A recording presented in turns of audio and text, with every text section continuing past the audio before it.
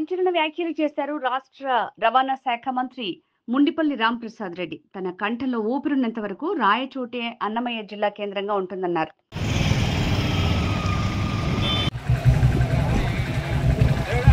ప్రభుత్వంలో జిల్లాల పునర్విభజన జరిగింది. ఆ రోజు కూడా నాకు తెలిసి ఏ నాయకుడో ఏ వ్యక్తో రాయచోటిని అన్నమయ్య జిల్లా కేంద్రంగా చేయలేదు.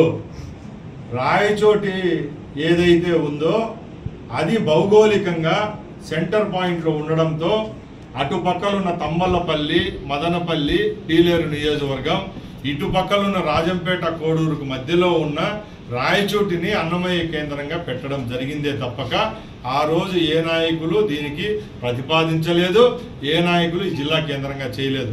నేను శాసనసభ్యునిగా ఒక మంత్రిగా నేను ఒకటే చెప్తున్నా, జిల్లా కేంద్రంగా ఉండేదానికి రాయచోటికి అన్ని అర్హతలు ఉన్నాయి. ఏ తప్పిదాలు జరగవు.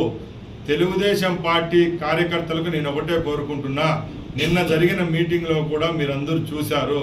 గౌరవ ముఖ్యమంత్రి గారు గత ఎన్నికల హామీలో మన నేతాజీ సర్కిల్లో జరిగిన కార్యక్రమంలో కూడా ఇది ఒక అపోహ, రాయచోటిని జిల్లా కేంద్రంగా పెట్టడం జరిగింది, ఇంకా దాని కొనసాగింపు కూడా జరుగుతుందని చెప్పడంతో మనకు ఎటువంటి అపోహ లేదు.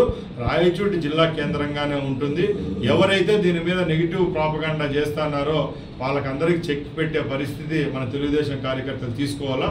అలాగే ఒక రాష్ట్ర మంత్రిగా నేను ఒకటి చెప్తున్నా, ఎక్కడైనా జిల్లా కేంద్రాలు ఏర్పాటు అయ్యేటప్పుడు మండలాలను ఏ జిల్లాలో ఏ మండలాలు కలపాలనుకున్నప్పుడు ఆ ప్రతిపాదన కూడా మంత్రిమండలి దృష్టికి రావడం జరిగింది. దాన్ని గుర్తుపెట్టుకొని గౌరవ ముఖ్యమంత్రి చంద్రబాబు నాయుడు గారు గత నెలలో ఒక కమిటీని వేయడం జరిగింది. ఆ కమిటీలో 5 మంది సభ్యులు ఉన్నారు. దాంట్లో finance minister, revenue minister, home మినిస్టర్తో అలాగే 2-3 మినిస్టర్లతో కమిటీ వేయడం జరిగింది. ఆ కమిటీ కూడా ఇంతవరకు ఎక్కడా పర్యటించలేదు. ఏ విధమైన ఎక్కడైతే వెసులుబాట్లు ఉంటాయో, లోటుపాట్లు ఉంటాయో అవి కూడా ఆ కమిటీలో ఎవరు దృష్టికి తీసుకొని రాలేదు ఇంతవరకు. కాబట్టి ఇది కేవలం సోషల్ మీడియా మాధ్యమాల్లో లేకపోతే వైసీపీ వాళ్ళు రెచ్చగొట్టే ప్రాంతాల మధ్య విద్వేషాలు రెచ్చగొట్టే విధంగా ఈ పోస్టు పెట్టడం జరుగుతూ ఉందే కానీ నా ఊపిరి ఉన్నంత వరకు రాయచోటి నియోజకవర్గ కేంద్రం అన్నమయ్య కేంద్రంగా రాయచోటే ఉంటుందని తెలియజేసుకుంటున్నా.